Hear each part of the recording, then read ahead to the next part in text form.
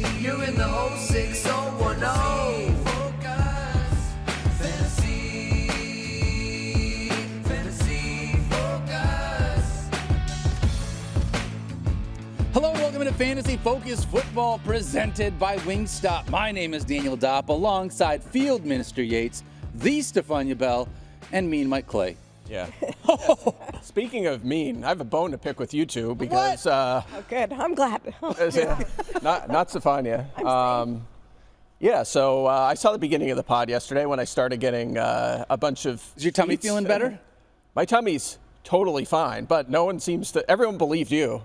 It was because you made up some other reason that I was suspended, and then people were like, no, actually, he's just sick, and yeah. So people bought that. That's so good. I was getting all kinds of mentions. So well done, well executed prank, Thank you if you very will. much. But I am fine. I was not out sick. I was out for Other reasons? other reasons that Yeah.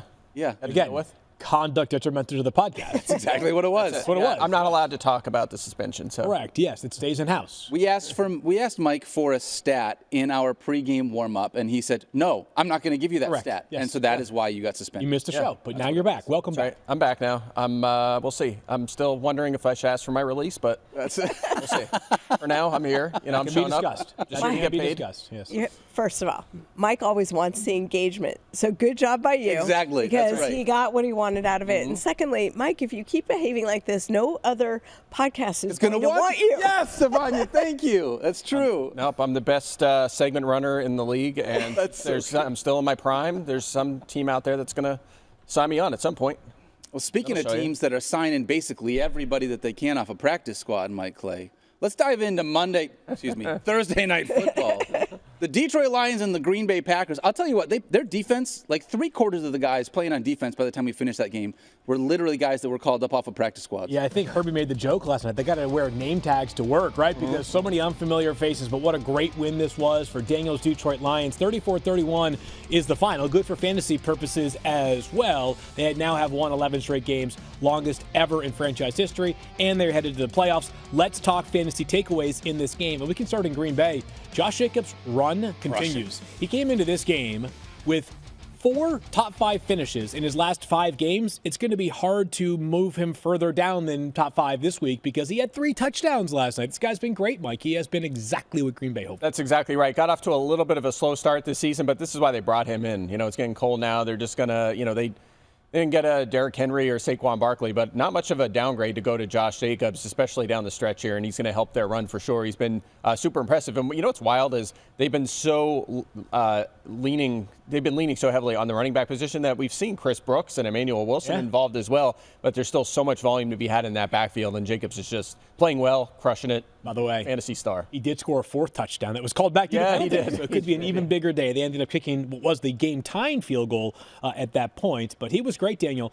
But there were others that were not so much so. I wanted to add something about Josh Jacobs. It's something I picked up from Next Gen Stats that actually makes fantasy relevancy, which it was that he forced 7 missed tackles last night, which led to 38 extra yards and a touchdown.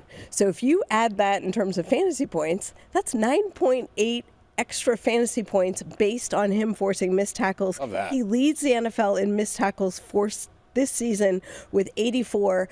I think, Mike, we need to come up with a new stat next year for extra fantasy points due to missed tackles. Oh, I like I'm going to that. assign you that. Yeah. That's what you get for missing yesterday. I was going to say, and if you don't bring that stat to the table by next season, never back on the Another podcast. suspension. Yeah, multi-game suspension. It's just For that one. Yeah. I thought we always talk about missed tackles like gaining extra yardage, but I was like, there's actually this extra fantasy productivity you could calculate out of that. The only thing that was bad about it felt like this Green Bay Packers offense was the fact that everything ran through everyone other than Jaden Reed. I believe. I was so frustrated. Were they resting him for the fantasy playoffs last night? I don't know what they were doing. He had one target, and I was so confused by this entire thing. Mike, do you have a snap count by any chance on? I don't in front of me, but I mean, he usually plays, 60% or so, 70% in that range. Not always out there because sometimes if they have 2, base on the field or multiple tight ends. But the fact is, the target share has been underwhelming his whole career so far. I mean, it peaked like weeks 1 and 2 this season, and we thought, here we go, he's going to be the featured receiver.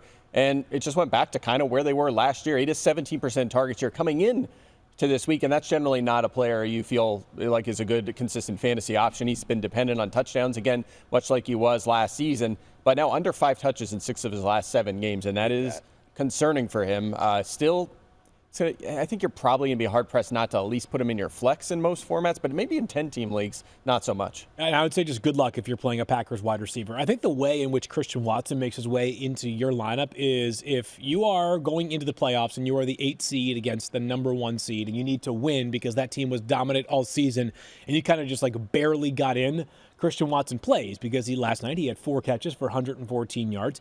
He did lose a fumble as well. There's a chance that Christian Watson goes 1 target for 0 catches next week for the Packers. That's how they roll. This team has been kind of what we thought they would be coming into this season, which is it's hard to fully trust any Packers wide receiver because they have a lot of different bodies and they have a tight end who gets the job done often. Yeah, and by the way, Romeo Dobbs didn't even play, and still a dud from Reed. He'll be better again, but it's just he hasn't been where he looked like he'd be the first month. Yeah. It just sucks because it's the first game of the final week of the fantasy football regular season.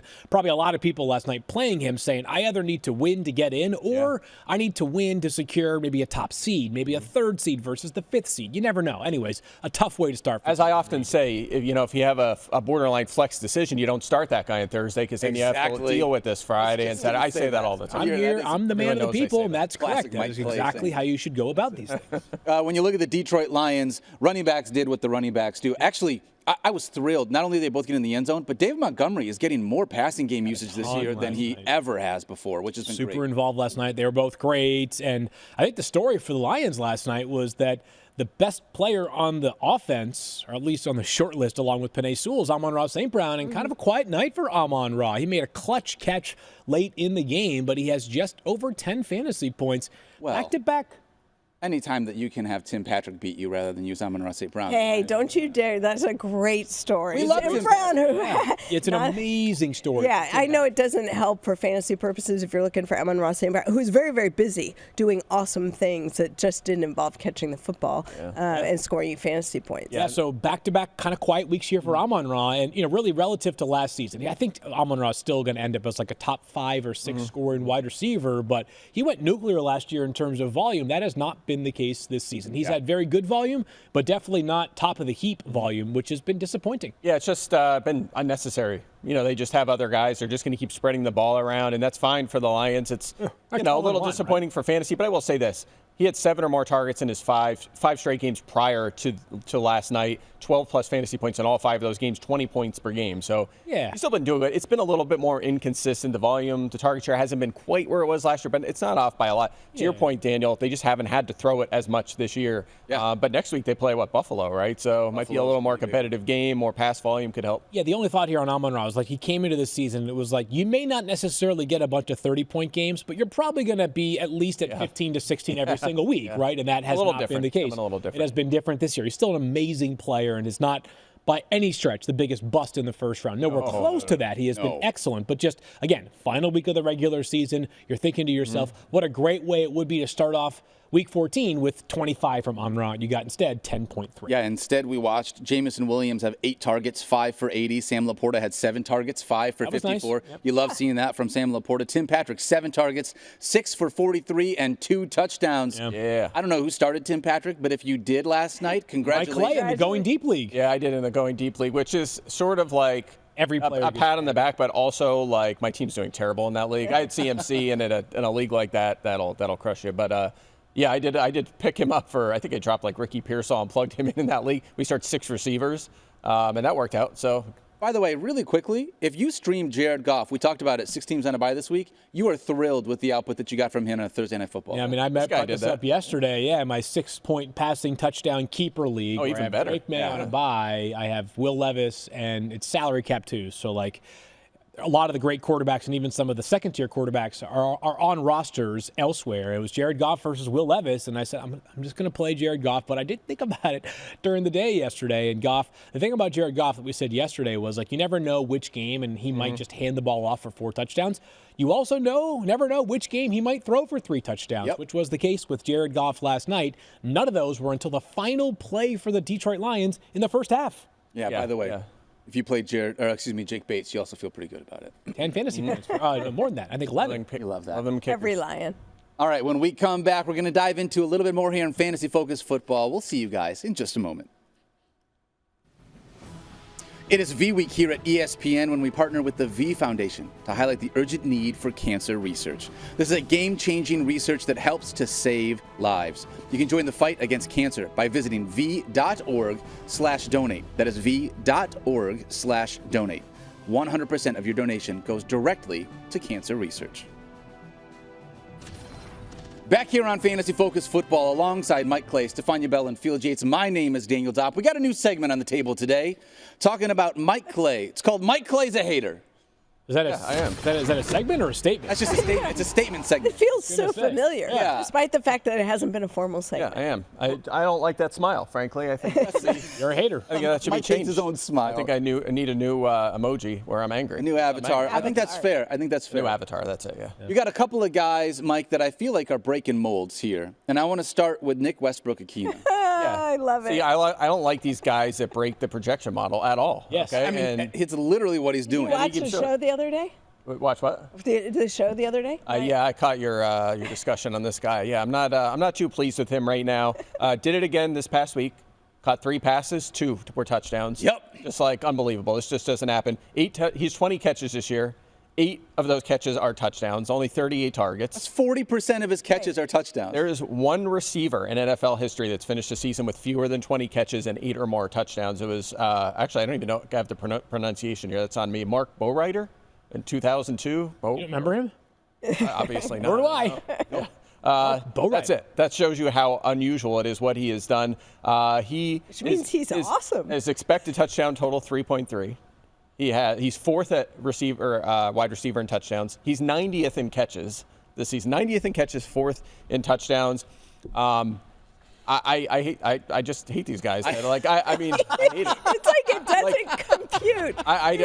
It doesn't compute. He should not be doing this well. I will say in his defense, he did have 8 targets last week. That is a career high. So that's enough to get him into the flex conversation. At least the target share has been up, and it's a good matchup against Jacksonville this week. So that's why he's projected as with 6 teams on a bye as a potential starter. But I can't stand this. Do you have him in any league? Regress to the mean faster. Of course not. Okay. I just wasn't sure if you were pushed into a position where you would have to potentially. No, because he's just in that 99th percentile. A guy's just breaking the model that just keep doing it. But he's not going to do it this week. I said this to Field yesterday. Like, this is the week. Everyone is finally like, all right, finally I'm going to start him. Yes, and now exactly this is the week he's going to have 1 catch for 9 yards, no touchdown. 100%. Yeah.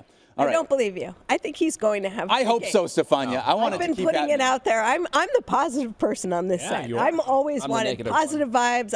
I want to be happy for Nick Westbrook-Akina. I think if you're Will Levis and you are finding success with a guy, why would you veer away from it? That's all I'm saying. I'm with You you. have Calvin Ridley on the other side, and you're paying him $100 million. So And how's that worked out all year? He's going the wrong direction now. He's 6 targets in 3 straight games. I don't like that at all. So let's get him the ball. This is again though what like you mentioned. This matchup is just like really, really good for both. Jaguars have wide allowed the receivers. most passing yards in the NFL by a lot. Yep. A lot. All right, so we have him as a low-end flex play if you need him Adam this is week. wide receiver 32, so take that for what it is worth. Yep. Let's talk about the rest of that game, if you don't mind. Stephania, I do want to ask you, do we have any updates on Trevor Lawrence or anyone else in that Jacksonville team? Well, Trevor Lawrence, we talked about him being placed on IR because of the concussion, and I had said that left shoulder, that injury that was the point of discussion even before he had the concussion. Would he have surgery? Would he play again? Ultimately decided to play again, but now with this and the head injury on top of it, definitely not going to be back this season, and he may end up getting that shoulder surgically repaired, which, if he does, that's one less question to answer when he comes back next year, because again, it's his non-throwing shoulder, and the worry we had was if he took hits to it, would it be a problem? So it's going to be the Mac Jones show going forward. Okay. Any updates either on Parker Washington by any chance? On the injury report, but nothing definitive yet on Washington. Okay. So when we look at this Jacksonville Jaguars team field, I think one of the big questions that you got to figure out, we have Travis Etienne pretty high this week, like just outside the top 20 or right around the top 20 for all of us. We're at a spot, though, I think he's at 9 or fewer fantasy points in 6 of his last 7 games. The one reason for optimism for me is that over the last 2 weeks, he's had at least 15 touches in each of the both of the last 2 weeks. So it just feels like he's maybe getting a little bit more work. Yeah, a little bit more for Travis Etienne. We'd certainly like to see that again this weekend. He's a scary one, though, right? You're looking for either production, opportunity, touchdowns, or efficiency. So he hasn't scored a rushing touchdown since September 15th. That seems bad to me. He's rushed for more than 52 yards once in a game this season. He is an excellent pass catcher, right? He has 20 or more receiving yards once this entire year. So I still have him as RB. It was 21 going into last night. He's now all the way up to RB 19. That is far more about the fact that 6 teams are on a bye, so we are only now ranking 24 teams for the rest of the weekend. Yeah, I'll give you a negative and a positive here. The negative is that last week, actually, Etienne outsnapped Bigsby by 4. He doubled him up in carries. However, believe it or not, Bigsby ran more routes than Etienne in that game, which is kind of a shocking development considering how little Bigsby's been used in the passing game this season. On the positive side, I mentioned this in past weeks, Etienne's last 4 games were against 4 of like the 7 best defenses in terms of fantasy points allowed to running backs. It was about as hard as a schedule as you could possibly have for a running back. They're playing Tennessee this week. They're mid-pack. So, I mean, Super this is some banged up on relief. defense. Yeah, this is like a relief for Etienne. So maybe the efficiency picks up a little bit this week. They've been fine. Like yards per carry, they don't allow a lot, but they've allowed the 4th most touchdowns to running backs this season. So maybe there's hope. And if you need a justification for him in your flex or RB2 slot, there it is. That would be it. And be careful on Tank Bigsby. I don't think a lot of people are planning on starting him, but if for some reason you're super desperate, just note that over the past 3 games, albeit against stiff competition, he has a total of 54 rushing yards and 1 catch. Yes, 7.1 fantasy points in his last 3 games. Total. Bad. Yeah. Not average, total. Tank Bigsby was one of the running backs that I dropped in order to pick up 3 quarterbacks in our fantasy focus show league so that I could stop Stephania from having a quarterback on her roster. So Thank you. let's hope. You're welcome. I'm sorry about that. I used to like you taking I know, gamesmanship. Stephania. I know. But, you got to make some decisions. You made the right move, right? That's gamesmanship. You made the right move, but also now we all want Stephania to win. I know, You realize that, right? Like we definitely have to root against you. You have to root against me. That's fair. That's how that works. Mike, another guy that's just breaking models everywhere. I feel like what we need to have is your avatar with like the top of your head, like just off the top, and then it's fire coming out of it, okay. right? All right, that's a good idea. This is another one of these guys. Marquez Valdez-Scantling. Yeah, you know what I hate? Hyphens. That's what I hate. Yeah. Wow. I've had enough of this. Which one of these guys bothers you more? I would say MVS. Okay. How come? Yeah, because he's been around for a long time, and I mentioned this before. Last year, he played 57% of the snaps for the Chiefs and had 1 game over 7 fantasy points. Wow. It's insane, 1 game. right?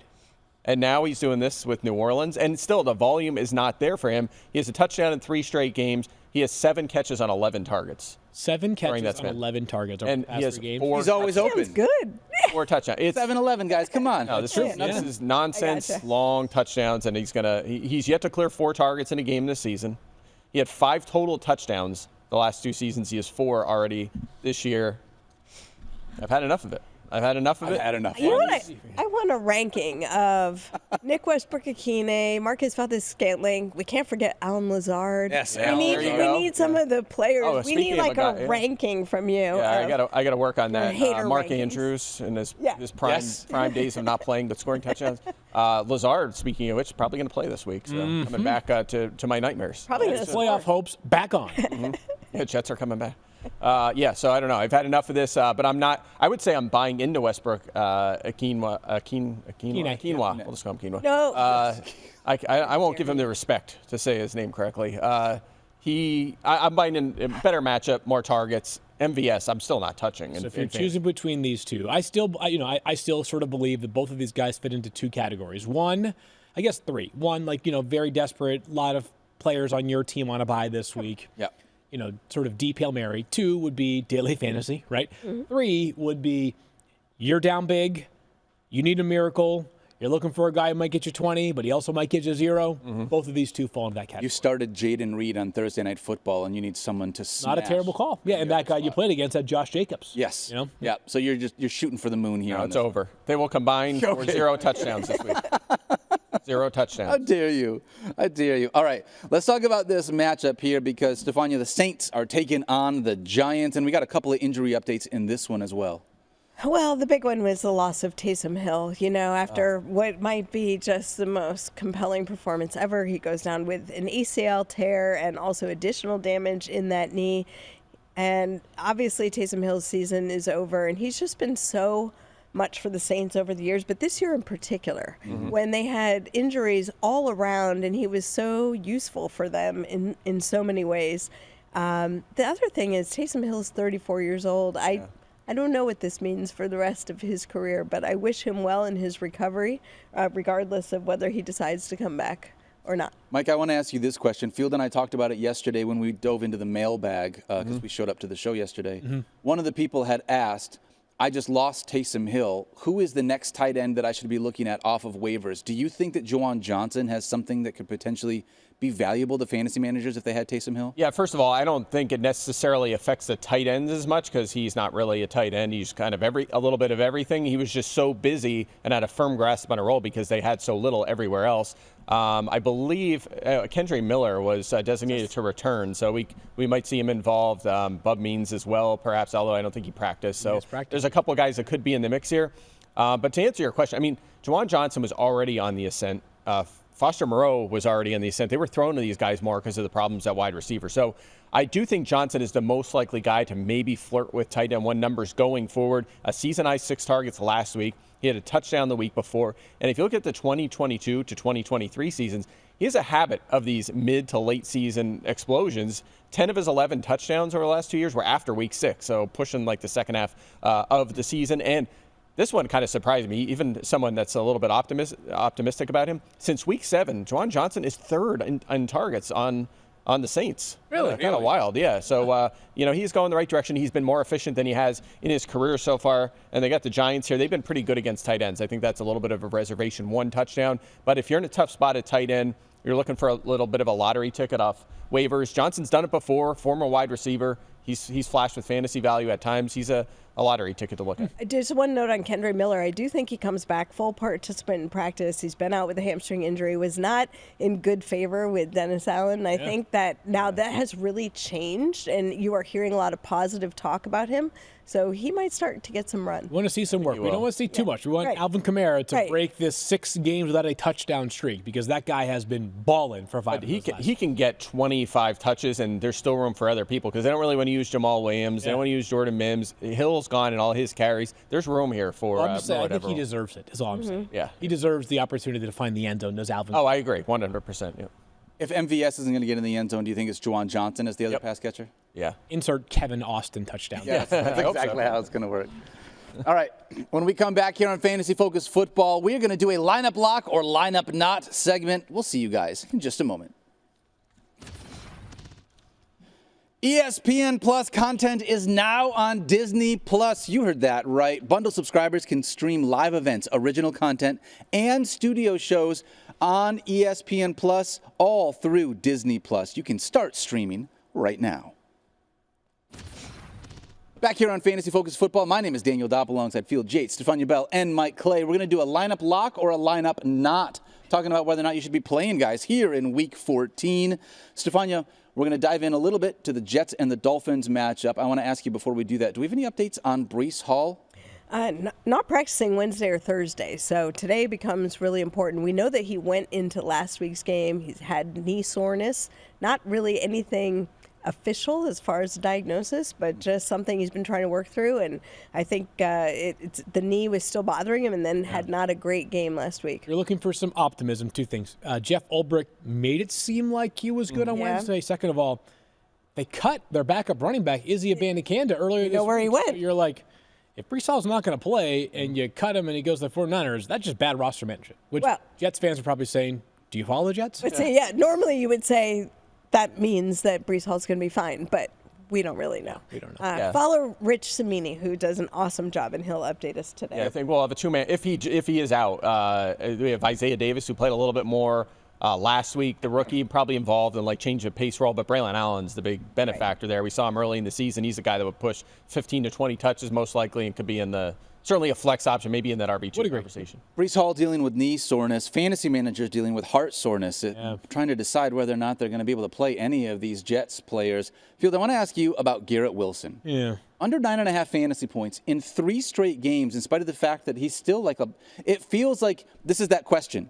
you either start him or you don't start him. It almost doesn't make a difference where we rank him at. Where are you at? I'm still going to play Garrett Wilson, so you got to take the bad with the good, or the good with the bad, excuse me. And the bad has been what you just referenced. So for the last 3 games, he has 41, 18, and 41 receiving yards. 0 touchdowns in those 3 games. However, remember he had that 22 target game where we were all like, I do oh my remember God, that. this guy might lead the NFL in targets this season after a relatively slow start. In the 7 games since, which by the way coincides with Devontae Adams being acquired via trade, he still has 61 targets. Yeah. So not 22 per game, but just under 9 per game is good enough for a player of his caliber. He has wide receiver 13 for me.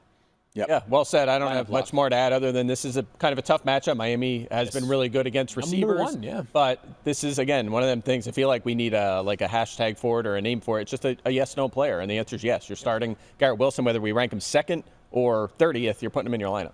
I want you guys to do me a favor. On the spot, I want to play a little game. I'm going to count to 3. 1, 2, 3, and then we're going to say a player's name. In Miami, the number 1 fantasy pass catcher on this team is 1, 2, 3. Jonnu Smith.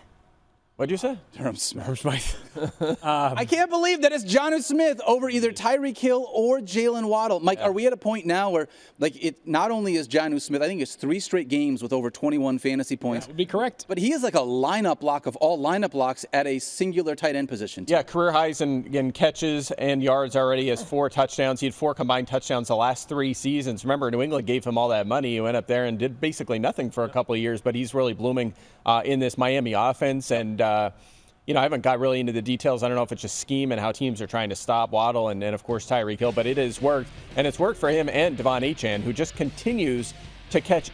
Like, if they design a screen, they should just do it every play because it works every single time. He catches it, and he often scores a touchdown. The situation for Achane and Smith has worked out perfectly from a fantasy standpoint. The target shares have been there. The production has been there. I will say one thing, the matchup for him is tough this week. The Jets have allowed 2 touchdowns in our bottom 5 in fantasy points allowed to tight ends. So maybe this is a game where he comes back to earth a little bit, but he's still in that top 5 conversation with 6 teams on a bye. Yeah, he should be in lineups. Yeah, how can you not start him with how good Tua has looked over the last month? I think quarterback 1, you said, Field? Quarterback 1 over the past 4 weeks is Tua Tagovailoa. Yep. That's crazy. Did that include garbage time, or was that just regular football? I don't count garbage chunk time. of I garbage count time, how many, not how. Okay, got it. That's what we love to see. All right, let's dive into the Bengals and the Cowboys. Rico Dowdle crushed it last week against the Giants. Oh, is that why you started touches. him against me in FF Now? That is exactly why I no, did it. I think I still lost. Did I? Yeah, You did not start him. You did not start him, and you did lose. I think I played Chase Brown, David Montgomery, and Derrick Henry. Well, clearly a mistake. Would have been the difference if you had played him?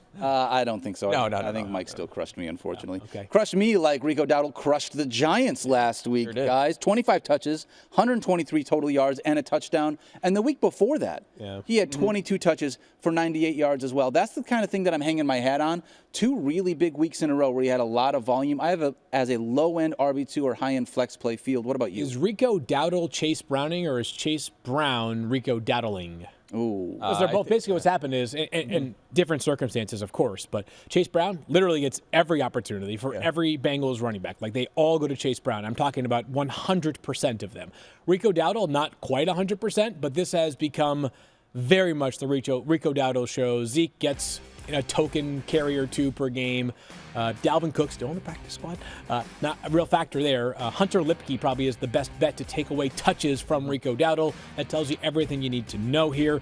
He has just 1 rushing touchdown this season, does Rico Dowdle, but he has 3 through the air, so he is RB22 for me this week. Yeah, he's been all over the map, but if you want a reason for optimism, he's played 67% of the snaps the last 2 weeks. Prior to that, he was at 49%. So to your point, he's playing a lot more, and that should help sustain a floor in fantasy. So again, we're going to say this a million times between now and 1 p.m. Eastern on Sunday. 6 teams are on a bye. It just helps support Dowdle as a viable fringe RB2. By the way, watch the Simpsons cast. Yes. Disney Plus on Monday night. It'll be what a trio this is, by the way. Everybody knows the great Dan Orlovsky and Mina Kimes, and Drew Carter, I hope, is a name that you already know.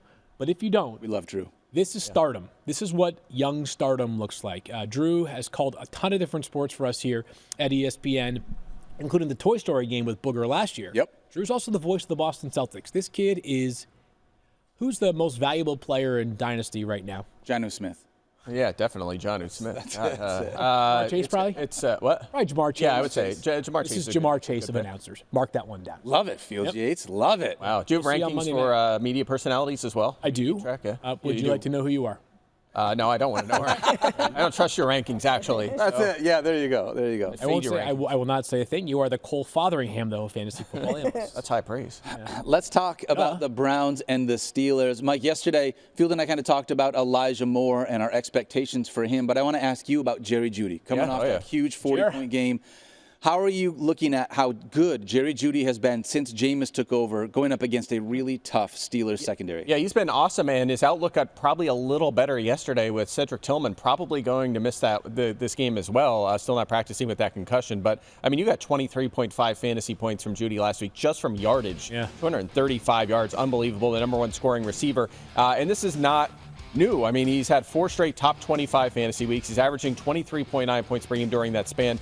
Only Jamar Chase is higher, so he has been red hot. 9.8 targets per game in his last 5. And these teams played 2 weeks ago. So we have a recent rematch here, which we don't always get to see. He had 85 yards and just 6 targets in that game. So we'd like to see more targets. That was like a down game for him, though, recently. But still to get 85 yards there is a good sign. And, Stephania, I assume you agree? We're not getting Tillman this week? I think it looks that way. Jerry Jeudy also on the injury report, but full participant practice listed because of his knee. I don't think there's anything really to see there other than maybe some management as far as treatment. But when you're not practicing at all and it's Thursday, that's definitely not a good indicator for availability on the weekend. It's basically a law in fantasy football, I feel like. When a guy puts up 40 points the week before, even if you have reservations about him, you have to start him the next week. It's exactly how it works. Yeah. Like, Mike, I'm sure you're much more pragmatic than the rest of us. You probably could find a case where you're like, there's still some buyer beware here. But yeah, we're all playing them. Yes. Yeah, MVS would be that guy. That's true. He's gonna somehow he's gonna score 3 touchdowns on 2 touches this week somehow. Like, I don't know. He's gonna get like a lateral. Alvin Kamara is gonna fumble twice into the end zone. Yeah, offensive fumble. Cover both of them. Yeah, exactly right. Like Alvin Kamara is gonna, and one of them's gonna be like Kamara, like just doing the Dion into the end zone and then just like dropping the ball too soon. Yeah, he's gonna lateral to MVS for no reason, unnecessarily. Dude, he's going to say, I watched my Clay, and I want you to score this. That's what's going to happen. That's what's going to happen. That's what he's going to see it today. I'm sure. All right, so that's great then. I mean, I'm really hoping that Jerry Jeudy is a lineup lock because this dude has been unbelievable. Steelers have been pretty good against wide receivers this year, but this feels like a spot. Like I said, if I have anyone on my roster that scores north of 30 fantasy points, there's just no chance based on like the emotional side of the way that I play football that I'm not going to see if that train continues. That will be happening. So, yes, indeed. Agreed. I'm with you guys on that. And like I said, he's been doing it for a month now, so it's not like one good game. He's been having good games for a month. We're going to do more dynasty talk probably over the last couple weeks of this season. What a fascinating pivot in the value of Jerry Jeudy. Yeah, seriously. 100%. He's an impending free agent, right? He is not. Got a 3-year extension. Oh, that's right. He got the extension. You're right. Good call. All right. When we come back, we got more here for you on Fantasy Focus Football. We'll see you guys in just a moment. ESPN Bet. Download the ESPN Bet Sportsbook to claim your new player bonus and for a limited time, unlock access to 30 days of ESPN Plus to stream exclusive live sports. Sign up with promo code FANTASY to get started today. Back here on Fantasy Focus, we're diving into a new segment here called Pick One. That is honestly awesome. Who has a better marketing team than Pick One? Mike came up with the title for this one. That's why I mentioned. That's not true. Yeah. That's it. It's just like, how basic can you make it? I want the person who does the first take headlines, unlike the Cryon, which is the bar that you see at the bottom of the screen, the bottom third. Chiron. What did I say? Cryon. I did? Oh, whatever. Chiron, sorry. Chiron Williams is the bottom of the screen. Yes. Oh, no, not another name. That's what we're going to definitely make it. Speaking of, Cam Newton up there on first take right now. Look at that. By the way, RC, I mean, our guy, Ryan Clark, just has the drip. Those two are ridiculous. like those. That's fashion, right? That is freaking fashion. Yeah, that's I'm what very it's all jealous. about. All right, and then there's us over here. All right, we're going to pick one of these two players. We're going to start with the Chargers running backs, Gus Edwards or Kamani Vidal. I want to know who came up with the choices. The torture chamber. Do you know what my answer is for this? None of them. Neither. Yes, there you go. I don't want to pick one. That's where I actually have written down here Edwards, but I want to pass on both Because right now, going into Thursday Night Football, I had Gus Edwards as running back 28. And with 6 teams on a bye, like we've said a bunch of times, running back 28 would probably be closer to like running back 35 in a normal week. So Gus Edwards being a guy that doesn't catch passes. Yeah. And I feel like this is a situation, again, against this defense. Like, you see a guy that needs to be able to get into the end zone. So I would rather go a different direction with my flex play because he's too low for me to want to start him as an RB2. If you are choosing between these two backs, here's how I would make your calculation. Is what are your expectations for what the Chiefs can do on offense to this Chargers team? If you think the Chiefs are going to move the football up and down the field and this is going to be a high-scoring game, then your confidence in Gus Edwards is going to drain. If you think this game is going to be pretty close and competitive, then I think Gus Edwards is going to play 50+% of the snaps. Last week it was 52%. Kamani Vidal played a total of 25% of the snaps. Now, Gus did not get the ball much, just 6 carries last week. 4 carries for Kamani Vidal. So maybe the best answer, as Stephania and Daniel said, is to avoid. But if you think this game is going to be close and competitive, I think Gus has, I would say, clear edge. That's too strong of a characterization. Like an edge, but not to the point that I feel overwhelmed by the idea of playing him. Yeah, I think it's going to be interesting because the stat that most surprised me from this backfield last week is if you look at passing down snaps only for these running backs, Gus Edwards 13, Vidal 7, Hassan Haskins, who's more of a pass blocker, 6.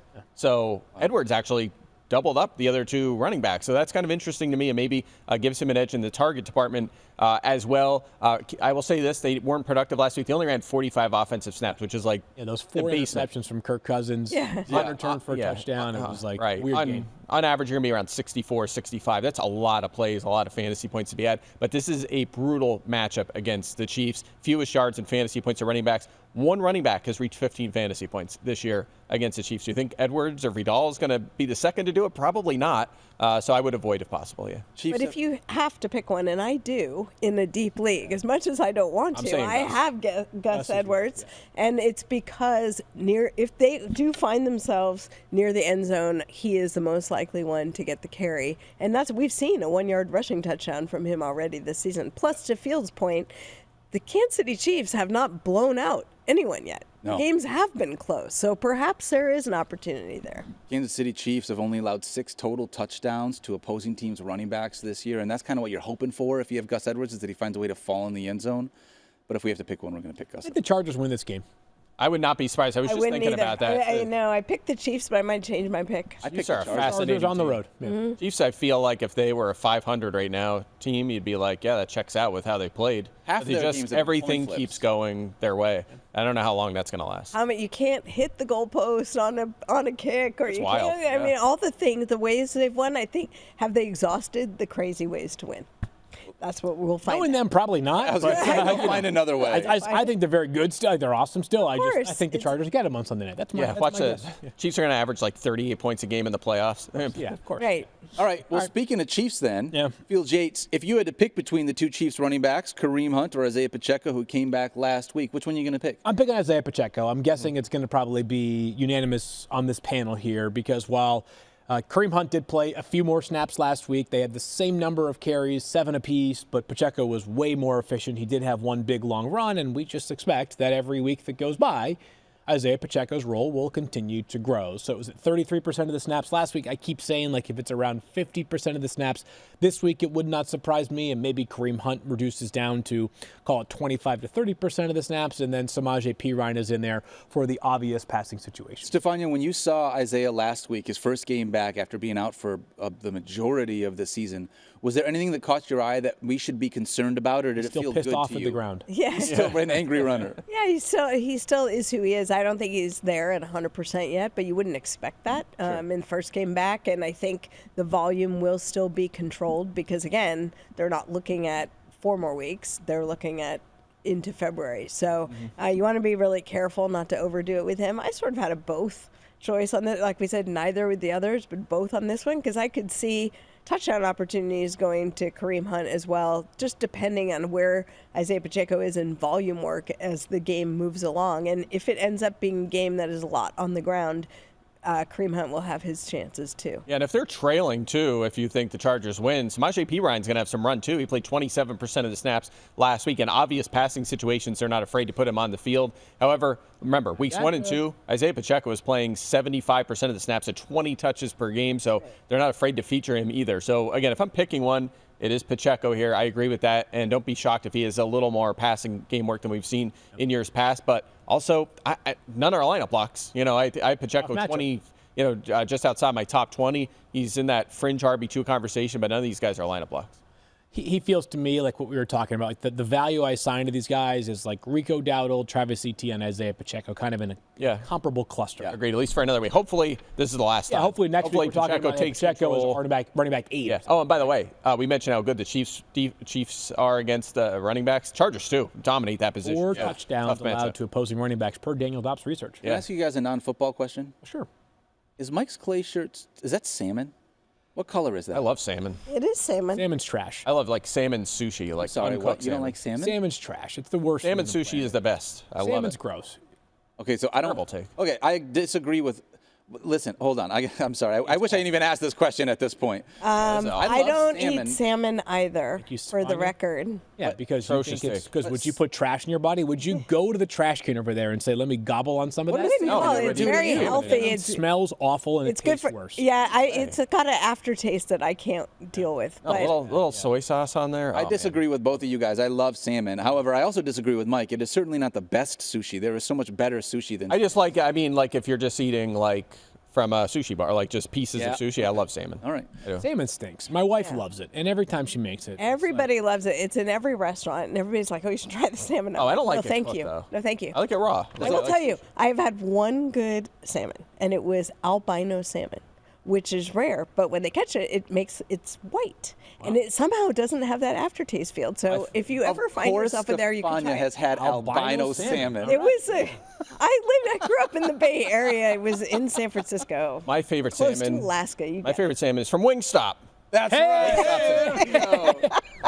I've had Wingstop salmon. Don't make me. Every time Chapin makes salmon, does the entire house smell like yes, salmon? that's the problem. I go to a friend's house for that night. Yeah. That's I go to Mike's, but Mike never invites No, me we over. need to take him for good sushi. That's the problem. I agree with that. I can actually tolerate salmon in sushi because There you it's go. not salmon forward. But when it's just like, here's a piece of salmon, You're out. oh, Well, I'm with you. I don't like those cooked reasons, fish. I'm out. Thank you. Yes. Yes, we finally got there. He just said he doesn't like cooked fish. So actually, you don't like salmon cooked. That's what I'm saying. I like it raw. I don't like it. So see, Yeah. you're alone on. I guess I'm the only one that likes. likes cooked salmon over here, guys. Hey, speaking of, if you had to pick one, did you pick Cool Ranch Doritos or nacho cheese Doritos? It's nacho cheese and it's not close. Yes, How is this even a vote? You? I dark horse candidate here. I like the spicy sweet chili, the purple bag of Doritos for nice what it's call. worth. But I would say Of course nacho you do. cheese. Of I would course say you like the nacho one- cheese. I'm a Cool Ranch guy. I'm also like my stance is not as definitive here because I'm an equal opportunity nacho There you go. Dorito eater, right? Like you put no, Doritos in front of me, Nope, I'm gonna it's munch not on close. them. Mike, that's a, Yeah. okay. Okay, I would be We're okay correct. with Respect to those. We're right both and they're bags. not on this one. Put them into a bowl, and then it's kind of like a grab bag. I'd be okay with either There are one. a you couple get a like super hat? spicy ones in there. You get a hat. You get a hat, And you put them in the hat. That's how that works.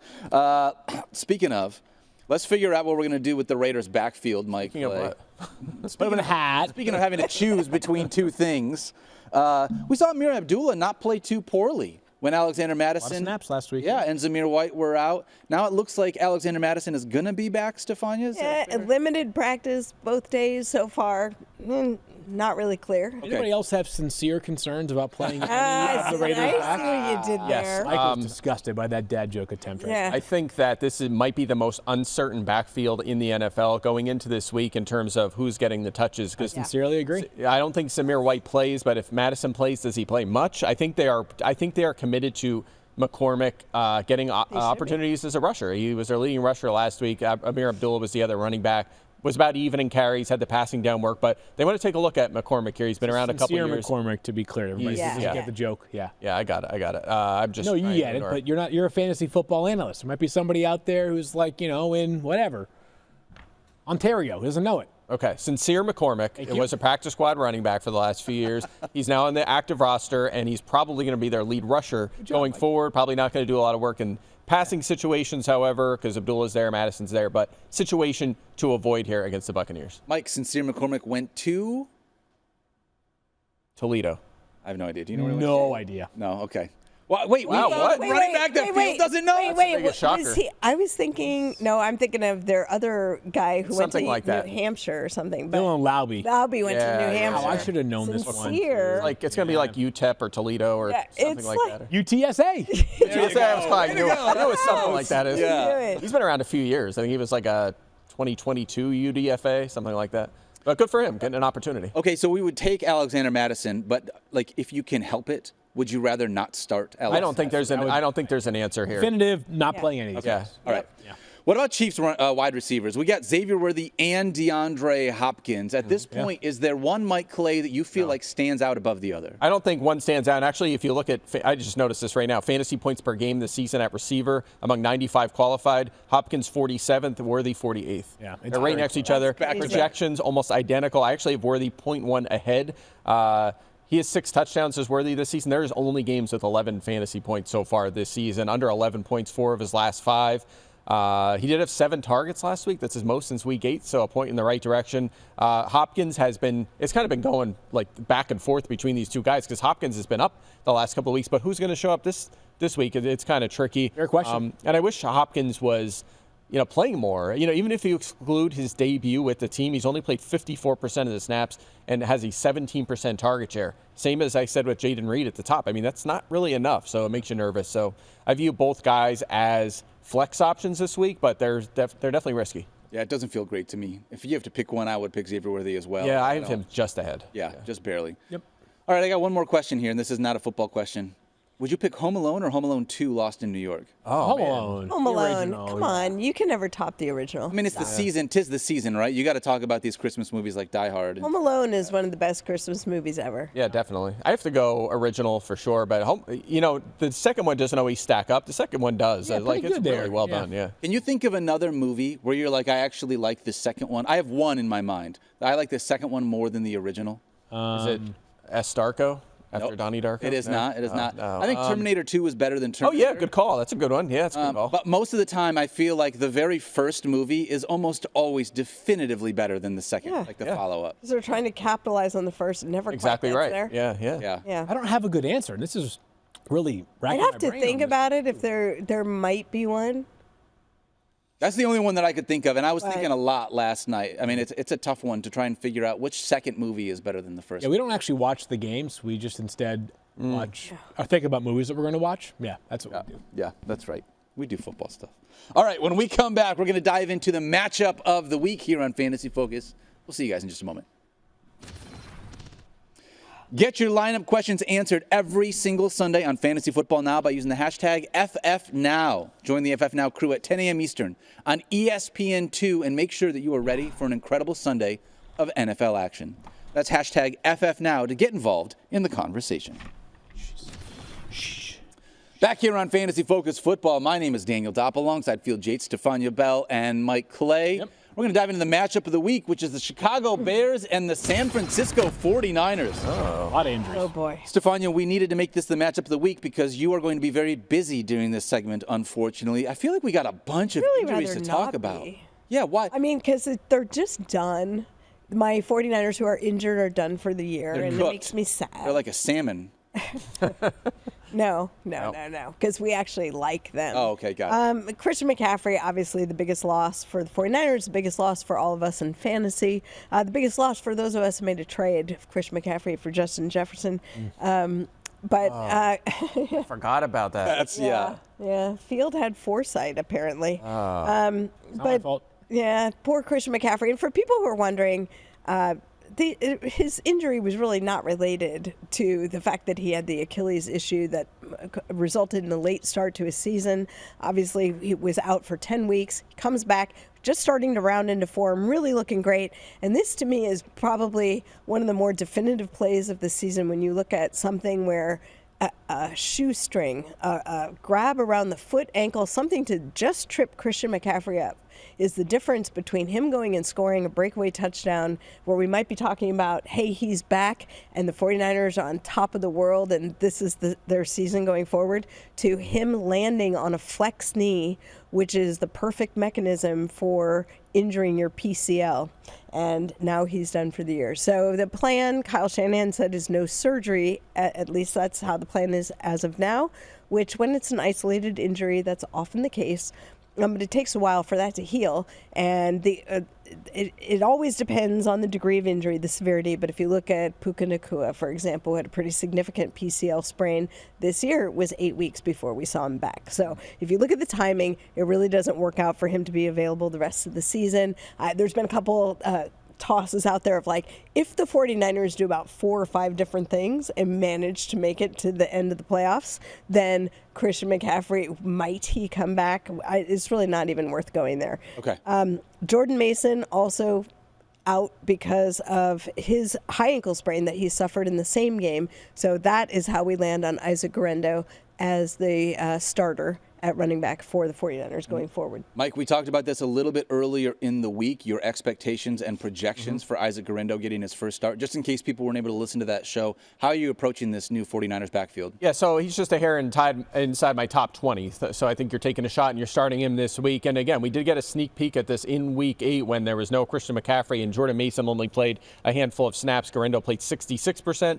He had 14 carries, utilized as a rusher. He had 4 targets on 16 routes in that game, utilized as a pass catcher, and showed well, over 100 yards in that game. Had a touchdown as well. It was a good matchup against Dallas, but this is a good matchup. The Bears have allowed the 4th most yards and the 4th highest yards per carry to running backs so far this season. So we'll see a little more Kyle Juszczyk, much like we did earlier this season when there was no McCaffrey. We'll see a little bit of Patrick Taylor, most likely who's been added to the active roster, but that's a guy that has 87 career touches in 42 games, so he is probably going to stay as the backup. But Guerendo's the guy you want here. He has the size, he's the goal line ability, the receiving ability, all the speed, of course. Man, was a 4.33 at the combine. At that size is unbelievable. So there's definitely league-winning potential here. Yes, Field, indeed. you're often known as the projection guy on this Yes, show, that's right. obviously. Yeah. Deebo Samuel projects for how many carries this week, knowing that he hasn't been getting it done as a wide receiver? Is there a chance he sees 5, 6, 7 carries? Can I pray for that? I think that would be awesome. On live TV, I would love that. Yeah, I mean, that's the one thing that I'm monitoring for Deebo this weekend because it feels like if he is limited to just being a receiver for the rest of the season, it just ain't going to work out. He's just not going to be valuable enough to be a difference-making player on a championship-winning roster in fantasy football. Yeah, by the way, he has had 0 carries the last 2 weeks. I think that will be a little higher. I just want to say this about the Niners offense. The last 2 situations, the last 2 weeks were brutal for them. They had Brock Purdy going to Green Bay, and then they had the snow game in Buffalo. Totally. So this slide kind of makes sense, and there's reason to believe back home now. I know it's Chicago, good defense overall. There's reason to believe they're going to get back on track with Purdy and Jennings and Deebo and Kittle. I think they're going to be okay. So let's talk about. I was just going to say, let's do that. Let's talk about the pass catchers for the San Francisco team, and then we'll talk about the other side. We're going to do this one fast. I feel very confident in Juwan Jennings. In his 3 starts in which he has played with Brock Purdy, there's been either no Brandon Ayuk or Deebo Samuel, and it was not, whatever last Sunday night was, that huge snowstorm in Buffalo. 11, and 12 targets. Clear-cut starter with good, reasonable conditions on Sunday. Deebo, a little bit harder to gauge. Hopefully things are trending up. I think Chicago might be the more interesting team in this matchup because they got a whole litany of injuries, Stephania. Yeah, the big one, DJ Moore did not practice Wednesday or Thursday, and we have been talking about DJ Moore being potentially, kind of showing up now as Caleb's preferred target. But I don't know if he's going to be available to play. Now, on Wednesday, we heard from their head coach that everybody had a chance still to play. But we haven't heard anything yet, so we'll see. Friday practice reports obviously going to come out after we record this show, so something to keep your eye on. And also, their backfield's really banged up, too. Yeah, Roshan Johnson and DeAndre Swift with a quad injury now. So how that sorts out remains to be seen. Did you guys see Connor Bedard on the sideline talking about which running back he would be in the NFL? He's an NHL player, Mike, in case you didn't know. Prodigious know hockey a that. little I bit. did not see that, no. Yeah, he was talking about how he would either be David Montgomery or DeAndre Swift if he were to join the NFL, because he'd be one of those guys. They might need him this week if they're not going to have Roshan and DeAndre. We're back-to-back DMPs, and Roshan's got a concussion, so we have no idea on that one. But as Stephania has said before, if you're not practicing through Thursday with the concussion. We're probably not going to see you on Sunday. And DeAndre Swift, man, like this one's concerning. I mean, this is back-to-back DMPs, and it's not like this is load management. Keenan Allen, DMP on Wednesday, full participation yesterday. So I think there's a chance we don't see either of these guys on Sunday, Mike. Travis Homer enters into that starting job. Yeah, from you. Yeah, so, not a guy that's been relied on as a feature back often in his career, but he may be this week. 15, they're going to throw a lot, but 15 touches is certainly on the table. If you're in a tough spot at running back with the buys, injuries, he's a guy you could add to your bench now. And if they're both ruled out later today, that could happen in a few hours, suddenly Homer becomes a viable flex option. We'll talk about him plenty on Sunday if that's the case. Yes, definitely will. And I want to make one more note on the wide receivers. I think if there's a player that's going to just like come out of nowhere and just hasn't produced this year and is just going to have a massive game, it's Rome Odunze. I knew you were going to say that. If you look at 3 games with Thomas Brown, right, everyone's sort of benefited. Allen's had big games. Swift's been fine. DJ Moore's had big games. The targets in those 3 games, DJ Moore is 30. Allen is 30. Odunze is 27. Yeah. He's right there. He's been one of the most unluckiest players in the NFL in the touchdown department. Only has 1, probably should have 4 or so. He's right there. And with the other guys beat up, don't be surprised if he comes out of nowhere because the targets have been there. That's a big Chicago injury report later on today. On the running backs, Mike always reminds people of this on Sunday. If they announce that DeAndre Swift is questionable to play and they promote 2 running backs from the practice squad tomorrow, might be an indication of where things are going. If they only promote 1, because they got 2 on the practice squad, and they only have 1 other running back on the 53-man roster, if you get just 1 promotion tomorrow, bodes very well for DeAndre. Yeah, that's right. Start the game. Because it's almost unheard of. It's happened, I think, once maybe this season. One time we were talking about it that where there were only 2 available. Yeah, well, they had the fullback, though. Right. Yeah, but I think there was one team this year that I remember going into a game with 2 active running backs, and that is unheard of. They always have 3, so you're right. That would be a great indicator. If DJ Moore doesn't roll, right now DJ Moore is right around our top 20 of the wide receiver spot. Keenan Allen moves up to a top 20-ish wide receiver, and Rome Odunze is inside the top 30. You're probably becomes a starter in that case, yeah. I agree. Yep. Given that volume there, you love to be able to see that. All right. Boy, I just want this. I would love to find out that all of these guys are going to play and it becomes a healthier week, because with both these teams being banged up, it's really going to put fantasy managers who are already dealing with 6 teams on a bye, like we've mentioned a bunch, behind the 8 ball in front. Well, yeah, I just think that, but at this point of the week, it feels like we're going to have a much more unhealthy game than a very healthy. You got to. Chicago had this last year. Do you remember? They went through 4 running backs. Yeah. And they had Khalil Herbert was there. They had Khalil Herbert. I think it was Rashawn Johnson. I can't even remember all of it. I think Homer was there too, and he had a game like this last year. Yeah, so they went down through 4 running backs. They've done this before. Yeah. All right. Well, Check we'll right see. A big game for your Niners. Big one. Back in this playoff conversation. Indeed. I think it's over for the Bears in that division, but Niners maybe not so much. By the way, we didn't mention George Kittle, but George Kittle is a very obvious must start. He's a rushing block, so he's last week when he had 1 catch. Yeah, well, you know what, Field? Weather, bad. That was terrible. Thank you, Mike. Throwaway game. Yes, he will get back. Throwaway game. Back on track. Yep. All right, when we come back here on Fantasy Focus Football, we're going to close things out with our starts of the week. We'll see you guys in just a second. Download the ESPN Bet Sportsbook to claim your new player bonus. And for a limited time, unlock access to 30 days of ESPN Plus to stream exclusive live sports. Sign up with promo code FANTASY to get started today. Back here on Fantasy Focus Football alongside Mike Clay and Stephania Bell and Field Yates. My name is Daniel Dopp, and we are here giving out our starts of the week. Mike, since you have hardly been here so far this week, I'm going to start with you. Where are you going with your start of the week here in Week 14? I'm going with William Jeans. Billy Jeans, whatever you call him. Will Levis. Go. Yeah, Will Levis is... Again, we talked about this on Wednesday. Like when we were setting our rankings for this week, you look at quarterback and you get like 1, 2, 3, 4, 5, 6. You're like, whoa, there's a lot of good quarterbacks on a bye this week. This is a troubling spot. And suddenly you quickly get to guys like Will Levis, who could be a streaming option in a pinch this week. But he's been good lately. 15-plus fantasy points in 4 straight, averaging 240 yards per game during that span, 2 passing touchdowns in 3 of those 4 games. Most of them, of course, to Nick Westbrook, which I don't love. But also, Just going to say. get him to Calvin Ridley. 21 rushing yards per game in his 8 full games this season. So you're getting about, what's worth of a half a passing touchdown from that. And, of course, the key here is the matchup against Jacksonville, who has been brutal against his position. The most yards, the most passing touchdowns, the most fantasy points to quarterbacks, the 3rd most rushing yards to quarterbacks. The weekly top scoring fantasy quarterback was facing Jacksonville 4 times this season. So the number 1 scoring quarterback happened to be facing Jacksonville that week 4 times. No one else has done that more than twice this year. So they just fuel other quarterbacks. There's a chance he pushes 20 points this week. So can I ask you a question? You tell me if you agree with this assessment or this thought process or not.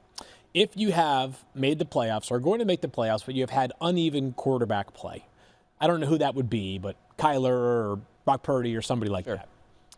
Would you grab Will Levis this week and stash him and see if this hot play continues? Because in Week 17, who does he play? The Jaguars again. Yeah, the Titans were one of them teams that we talked about a month ago as having a really nice schedule down the stretch. So, yeah, I mean, if you want a second quarterback or you need something there. And because the rest of the way, for the next 5 games, if you play all the way through Week 18, you go Jaguars, Colts, Bengals, Jaguars, Texans. Yeah. Very appealing schedule. He's still very interesting name. One of those guys that's kind of like a Jameis feel, where he might put negatives 0.4 points or 22 points. Like you just don't really know what you're going to get, but he's one of them YOLO quarterbacks that we like a lot. I'm trusting Will Levis this week so much so that I'm making my start of the week Calvin Ridley. Oh, I thought you were going to say Nick Westbrook. Out on Nick Westbrook. In on I would have Calvin been. Ridley. I almost picked Nick Westbrook again just to be. Listen, to get in. We got to get. I mean, listen, Mike doesn't. We already did so much. We already did so much here. I need to get Calvin Ridley back on track. 6 targets each of the last 3 games, Mike. We don't love that, right? You mentioned that earlier in the show, but this is a fix-me defense for wide receivers as well, not just quarterbacks. 4th most fantasy points to the position, 4th most receiving yards to wide receivers. They've given up 13 touchdowns to wide receivers, and if I think one of these Jaguars wide receivers finds the end zone, it's going to be Calvin Ridley, not Nick Westbrook Akine. We're going to put it into existence. I'm taking Calvin Ridley. Stephania, who are you taking this week? You hurt me. I was going to take Nick Westbrook Akine, as I mentioned, just for fun. Let's just take the entire I went with the homer pick because that's what you expect. You expect nothing less. I'm going with Isaac Guerrero. And you guys have already made the case for him. And look, he was probably the most added player for everybody's fantasy rosters once the injuries happened. Mike already laid out some of the stats that he had in the games where Christian McCaffrey was not playing and Jordan Mason was also hurt.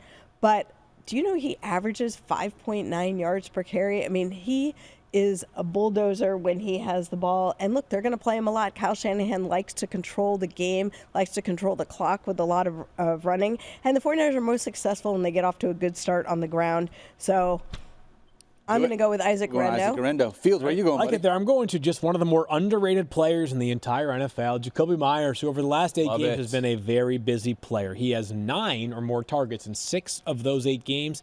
He has 6 or more catches in 6 of those 8 games. He's been a top 25 scorer in 5 of those 8 games, and it's a glorious matchup against the Buccaneers, who have really struggled defensively this season. Aiden O'Connell, I don't know about quietly, but put up 340 passing yards last week against the Chiefs. Wouldn't surprise me if this connection works once again this week. Jacoby Myers just rock steady. Every year. He'll be underrated next year. We'll get him in the 12th round of drafts next year. I love it. Those are some good-looking starts of the weeks. All right, that's going to do it for us. Our show is presented by our buddies over at Wingstop. Don't forget to love each other, be kind to yourself, and we'll see you guys on FF Now on Sunday.